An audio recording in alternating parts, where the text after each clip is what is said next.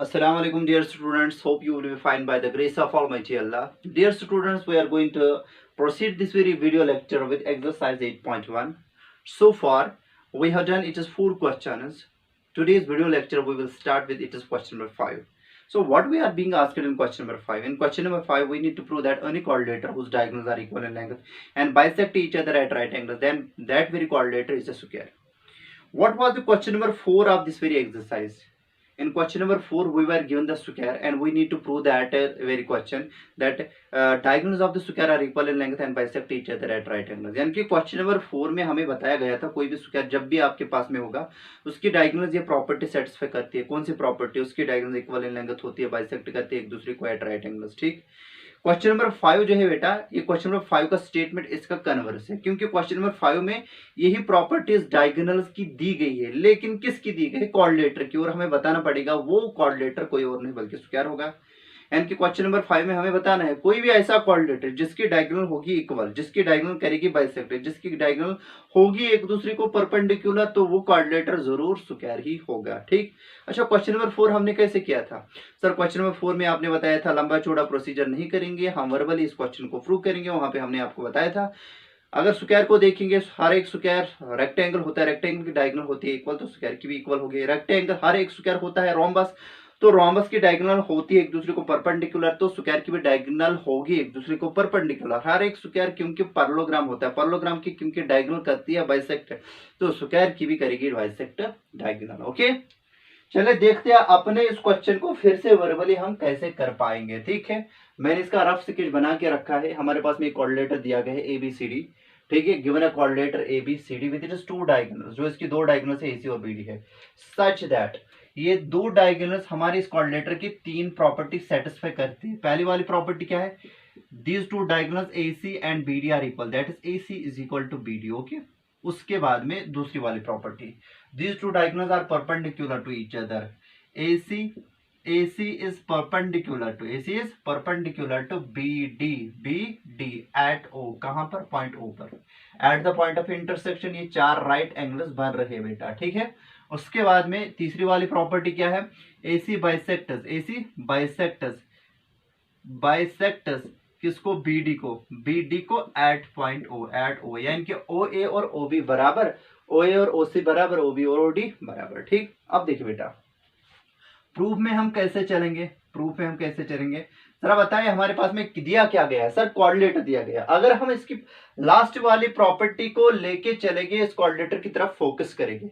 ठीक है बेटा, लास्ट वाली प्रॉपर्टी क्या है? सर ये हमारे पास में कोऑर्डिनेटर है, इसकी डायगोनल बाइसेक्ट करती है।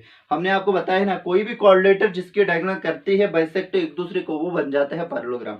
Every coordinator whose diagonal bisect each other, that very coordinator is a special type of coordinator, उसको बोला जाता है पैरेललोग्राम। ठीक है, मैंने आपको बताया था जब कभी भी आपको कोई भी कोऑर्डिनेटर देखने को मिलेगा, अगर उसकी डायगोनल करेगी बाइसेक्ट, आपको फौरन बताना पड़ेगा बेटा ये कोऑर्डिनेटर मामूली नहीं है, ये पैरेललोग्राम है।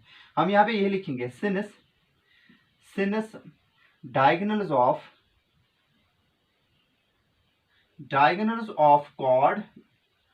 chord ABCD bisect each other, ABCD bisect each other,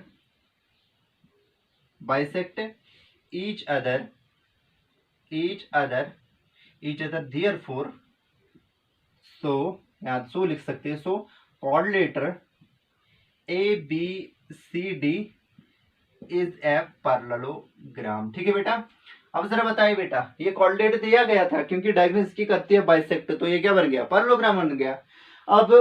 अब इसको हम एज अ पैरेललोग्राम ही ले लेंगे। ठीक, जैसे हमें अब कोऑर्डिनेटर नहीं दिया गया है, हमने प्रूव किया ये कोऑर्डिनेटर डायगोनल्स के बाइसेक्ट करने की वजह से बन गया पैरेललोग्राम। अब हमें क्या दिया गया है?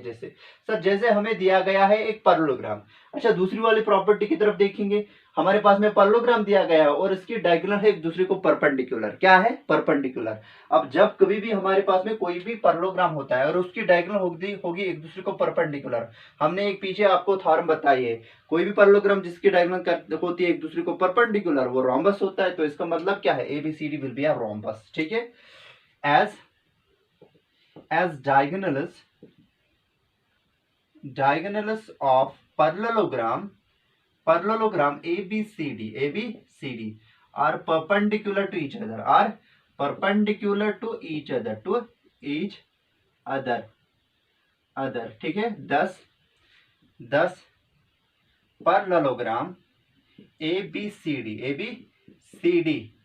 is a rhombus, ठीक है। इसको मैं तारे वाला स्टेटमेंट, ये पूरा स्टेटमेंट में इस तारे से इंप्लाई करूंगा, यानी कि इसको हम इक्वेशन स्टार लिखेंगे बेटा, इसको हम लिखेंगे इक्वेशन स्टार। यानी कि अब हमारे पास में जो ये कोऑर्डिनेटर है ना बेटा, ये मामूली कोऑर्डिनेटर नहीं है बल्कि अब बन गया है रोम्बस, ठीक है। अब जरा बताइए, पैरेललोग्राम तो मैंने ये पहले स्टेप में दिखाया था, पहले स्टेप में मैंने इसको दिखाया था, ये पैरेललोग्राम है बिकॉज इसकी डायगोनल करती थी बाइसेक्ट इस कोऑर्डिनेटर की। अब जरा बताइए, अगर पहली वाली प्रॉपर्टी को लेके चले गए तो ये बन जाएगा पैरेललोग्राम। अब ये जैसे पैरेललोग्राम है और इसकी पहली वाली प्रॉपर्टी को देखेंगे, अब इस पैरेललोग्राम की डायगोनल क्या है बेटा, इक्वल है ना। कोई भी पैरेललोग्राम जिसकी डायगोनल इक्वल होती है वो क्या होता है, रेक्टेंगल होता है ना। हम यहाँ पे लिखेंगे सिनस diagonals of parallelogram ABCD are equal, हम यहाँ पे लिखेंगे hence parallelogram ABCD is a rectangle। देखिए बेटा, ये कोऑर्डिनेटर अब रेक्टेंगल है, इसका मतलब इसके डायगोनल्स इक्वल होगी, वो तो पता ही है। इसका मतलब हर एक एंगल इसका 90 होता है, स्क्वायर का हर एक एंगल 90 होता है। अब यही अगर ये हम डबल स्टार लिखेंगे, डबल स्टार से हमें पता चल रहा है ये कोऑर्डिनेटर जो हमें दिया गया था ये रेक्टेंगल भी है ना। रेक्टेंगल से हमारा मतलब कि हर एक एंगल इसका 90 है, तो स्क्वायर का तो हर एक एंगल होता है ना 90, चार के चार एंगल्स 90 के बराबर उनका मेजर होता है। इसी तरीके से अगर हम इक्वेशन स्टार की तरफ देखेंगे, ये कोऑर्डिनेटर बन गया रोम्बस। रोम्बस के सभी साइड्स इक्वल होते हैं, स्क्वायर के भी सभी साइड्स होते हैं इक्वल बेटा। अब कोई भी ऐसा कोऑर्डिनेटर जो साइमल्टेनियसली रेक्टेंगल की भी प्रॉपर्टी सेटिस्फाई करेगा यानी कि रेक्टेंगल भी होगा, और रोम्बस की भी प्रॉपर्टी सेटिस्फाई करेगा यानी कि रोम्बस भी होगा, वो जरूर स्क्वायर होगा, ठीक है। हम लिखेंगे from star and double star we come to know that coordinator ABCD is rectangle, is rhombus as well as rectangle, या rectangle as well as rhombus, therefore it will be a square, ठीक है। हम यहाँ पे लिखेंगे बेटा from double star and star, from double star and star we come to know that quadrilateral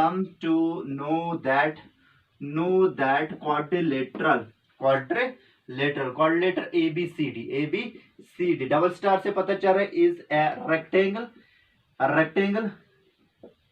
rectangle as well as, star से पता चल रहा है एज वेल एज रोम्बस। कोई भी कोऑर्डिनेटर जो साइमल्टेनियसली रेक्टेंगल भी होगा बेटा और रोम्बस भी होगा, वो होगा क्या सर, वो होगा square. Therefore quadrilateral ABCD is A square, ठीक है बेटा। इस तरीके से हमने बेटा क्वेश्चन नंबर 5 को यहाँ पे प्रूव किया। फिर से मैं बताना चाहूंगा, क्वेश्चन नंबर 5 का जो बेटा स्टेटमेंट है that is just the converse of question number 4 का जो बेटा स्टेटमेंट है, ठीक है।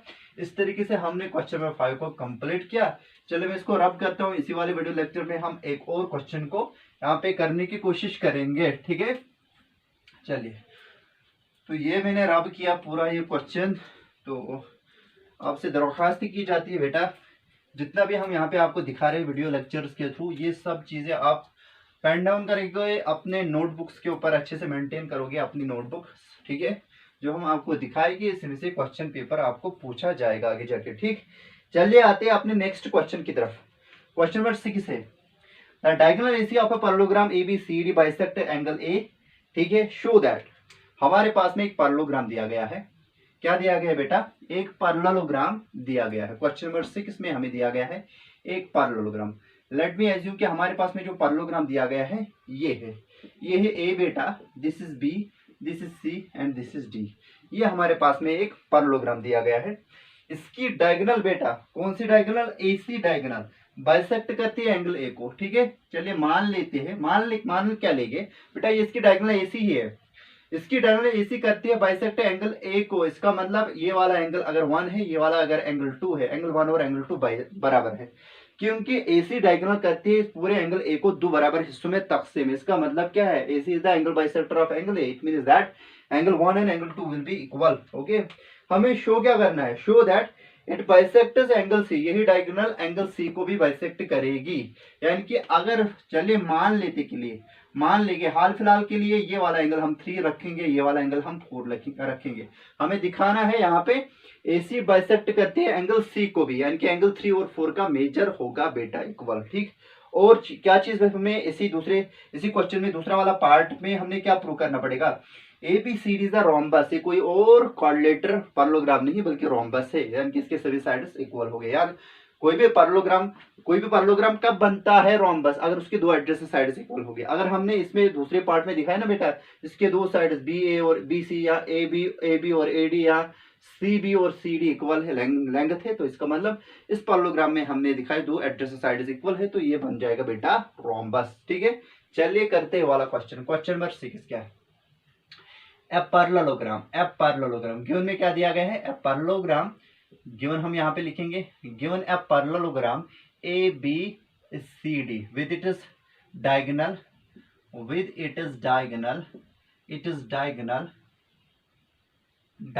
AC which bisects angle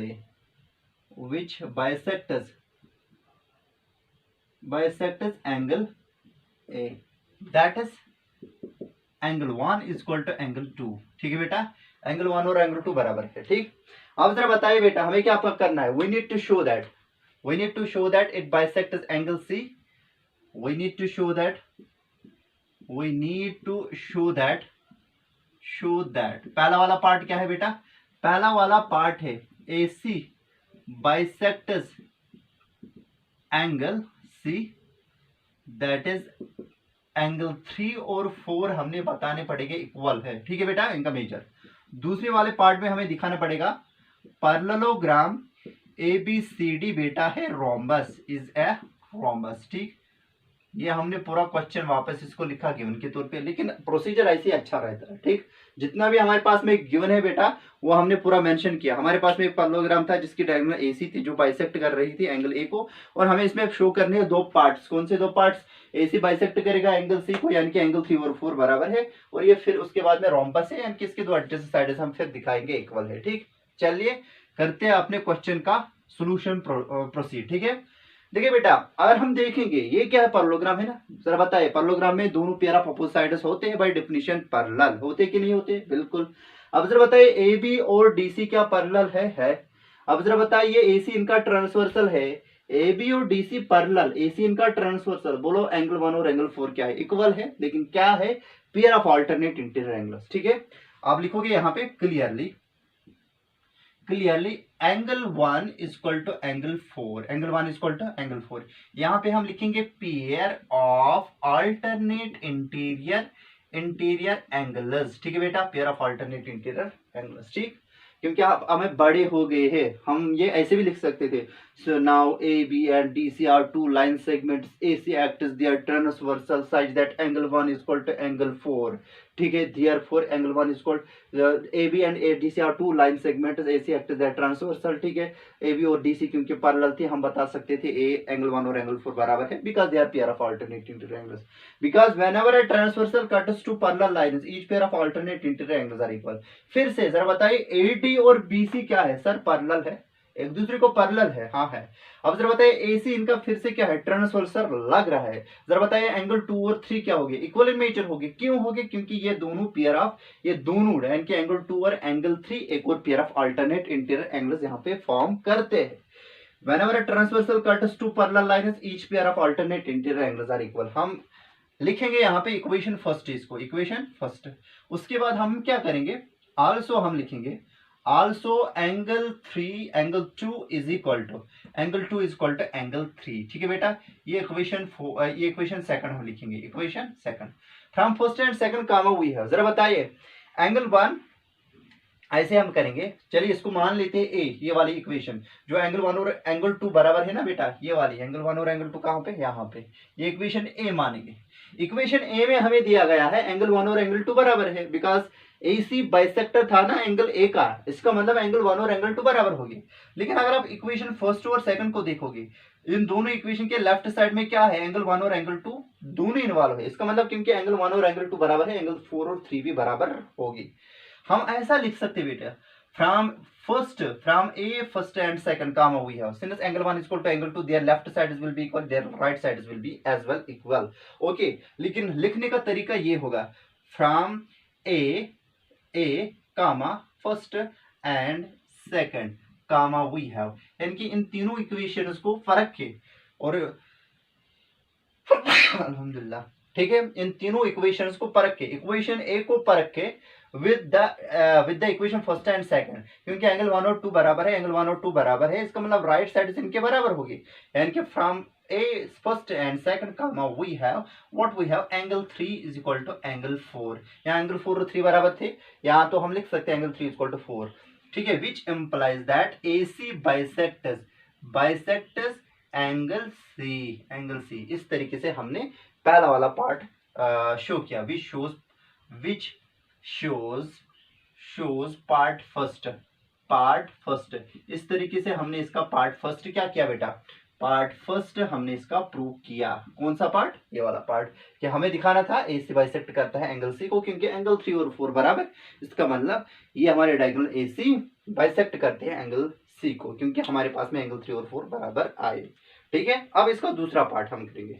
जरा बताइए, एंगल 1 एंगल 2 के बराबर है, हाँ है, एंगल 3 और 4 भी बराबर आपस में है, तो एंगल 1 और 3 भी आपस में बराबर होंगे, क्योंकि 1 किसके बराबर है, 2 के बराबर, 1 4 के बराबर भी है, लेकिन 4 3 के बराबर है, इसका मतलब 1 और 3 भी बराबर होंगे। आइए बात समझ में, क्योंकि एंगल 3 और 4 बराबर है और एंगल 1 और 2 भी बराबर है। ठीक है, हम बोल सकते हैं यहाँ पे एंगल 3 किसके बराबर है, एंगल 3 4 के बराबर है, 3 किसके बराबर है, 2 के बराबर, 2 किसके बराबर है, 1 के बराबर, इसका मतलब एंगल 1 2 के बराबर, लेकिन एंगल 2 3 के बराबर, लेकिन एंगल 3 किसके बराबर है, एंगल 3 किसके बराबर, 4 के बराबर। हम इनडायरेक्टली बोल सकते हैं एंगल 1 और एंगल 3 बराबर है, बिकॉज एंगल 1 2 के बराबर, 2 3 के बराबर, तो इसका मतलब एंगल 1 और एंगल 3 बराबर है, एंगल 1 और एंगल 3 बराबर है। ठीक है, जरा यहाँ पे देखिए बेटा, now in triangle ABC comma we have what, we have angle 1 is equal to angle 3। जरा बताइए, कोई भी ट्रायंगल जिसके दो एंगल्स इक्वल होते हैं उसको क्या बोला जाता है, आइसोसेलेस ट्रायंगल। ठीक है, we have angle 1 is equal to angle 3। Sorry बेटा, फोन आया था। एंगल 1 और एंगल 3 बराबर है। ठीक है, तो हम क्या लिखेंगे, सो किसी भी ट्रायंगल में जो हमारे पास में आइसोसेलेस ट्रायंगल होता है, in isosceles triangle sides opposite to equal angles are equal. जरा बताइए, एंगल 1 का अपोजिट साइड कौन होगा, BC। सो हम लिख सकते हैं BC इज इक्वल टू, और एंगल 3 का जो अपोजिट साइड है वो कौन है, AB। ठीक है, बिकॉज यहाँ पे आप लिख सकते हो because in an isosceles triangle side is opposite to equal angles are equal, side is opposite to equal angles are equal, side is opposite to equal angles are equal, because in triangle side is opposite to equal angles are equal। ठीक है बेटा, ये चीज हमारे पास में है। ठीक, अब जरा बताइए, तो हमारे पास में क्या पता चला फ्रॉम इक्वेशन, चलिए इसको लिखते हैं स्टार। ठीक, चलिए इसको लिखेंगे इक्वेशन स्टार। हमने यहाँ पे लिख सकते हैं from star we come to know that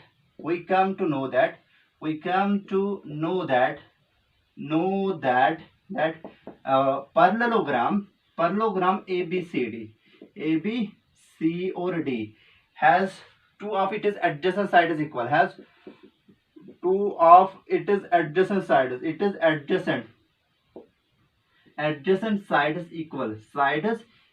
ठीक है, therefore by definition, अब जरा बताइए बेटा, ये चीज आपको आई ना समझ में, कॉल्ड ये जो ट्रायंगल ABC है ना बेटा, एंगल 1 और एंगल 3 बराबर है, ये आइसोसेलेस ट्रायंगल बन गया। आइसोसेलेस ट्रायंगल में angles sides opposite equal, angles होते हैं इक्वल। एंगल 1 का जो अपोजिट साइड है BC और एंगल 3 का जो अपोजिट साइड है वो AB या BA है। ठीक, वही हमने लिखा BC इक्वल टू AB, लेकिन इस पैरेललोग्राम के दो एडजेसेंट साइड्स है ना, वही मैंने बताया इक्वेशन स्टार से हमें पता चल रहा है कि इस पैरेललोग्राम ABCD के दो adjacent sides equal in length है। देयरफॉर बाय डेफिनेशन हम यहाँ पे लिख सकते हैं, देयरफॉर बाय डेफिनेशन कौन सा parallelogram ABCD is a rhombus। Okay, ठीक है, विच प्रूव्स आवर पार्ट सेकंड लिखना है। ठीक, hope you understood it. Sorry for the inconvenience. तो एक दो दफ़ा फ़ोन आए थे, क्या करें, इसको साइलेंट रखना मैं भूल गया। ठीक है, तो उम्मीद है कि आपको ये समझ में आया होगा। तो इसको कोड डाउन करना है। Thank you.